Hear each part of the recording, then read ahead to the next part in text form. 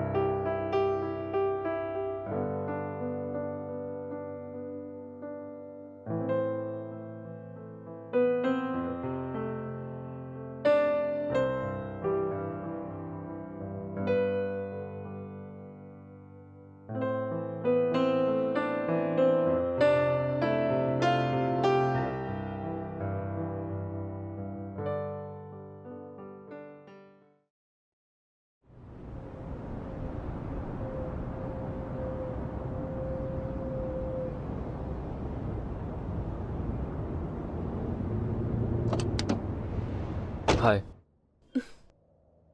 થોડી પણ શરમ આવે છે? તું પુણે આવે છે આરવ અને મને કહેતો પણ નથી. અરે યાર, મને યાદ જ નહોતું કે તું અહીંયા છે. બહુ સારું. તને નીતિકા સિવાય ક્યાં કઈ યાદ જ રહે છે? અરે એ વાતને 2 વર્ષ થઈ ગયા છે Shruti. It's just a part of a past યાર. આગળ પછી અમારું કંઈ ચાલ્યું જ નહીં. ફિલિંગ્સ બતાવતા જ ના આવડ્યું મને.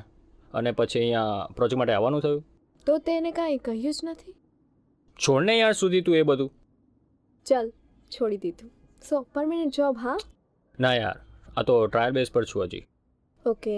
આ તો મેં તારી પૂનાવાળી ફેસબુક ઉપર પોસ્ટ જોઈ અને એટલે મેં મેસેજ નાખ્યો. અદરવાઇઝ તો મને મળવાનો જ નહોતો. સોરી માતાજી, ભૂલ થઈ ગઈ મારી. હજી કેટલી વાર સોરી કહું તને? પણ હું શું કરું? તારો કોલેજ પછી કોઈ કોન્ટેક્ટ નહોતો, ન તો તારો ફોન નંબર, ન તો તારો ઈમેલ આઈડી, અને ફેસબુક પર પણ 3500+ ફ્રેન્ડ છે. બોલ, તું જ કે હું શું કરું? નંબર નહોતા કારણ કે તે માંગ્યા નહોતા. ઈમેલ આઈડી પણ તે માંગ્યું નહોતું. અને હા, ફેસબુક પર મારે પણ 4632 ફ્રેન્ડ છે. છતાં પણ દિવાળી પર જો તે રેડ કુર્તામાં ફોટો અપલોડ કરે અથવા તો અડધી રાત્રે લસ્સીવાળો ગ્લાસનો ફોટો અપલોડ કરે અને મારું લવ રિએક્ટ ન આવ્યું હોય તો ક્યારેય નથી બન્યું. Sorry, really. હવે નંબર આપી દે પ્લીઝ. લાવ ફોન. બાય ધ વે, અત્યારે તો ફ્રી છે ને તું? ઓ હેલો, હું તારા કરતાં 2.5 વર્ષ મોટો છું. તારે મને તમે કહેવું જોઈએ. એમ? ચલ હટ. એકચ્યુઅલી મારે અત્યારે બહાર જવાનું છે. આજ સન્ડે છે યાર. 1 કલાકમાં કાંઈ ન થાય. સારું, ચાલ આપણે મસ્ત કોફી પીવા જઈએ. કોફી? હું તો બિયરનું વિચારતી તો કોફી વાળો નીકળે. ઓહો, છોકરીને પુણેનો રંગ ચડ્યો લાગે છે. રંગ અને નશો બંને. અચ્છા, તારામાં નશો પણ છે.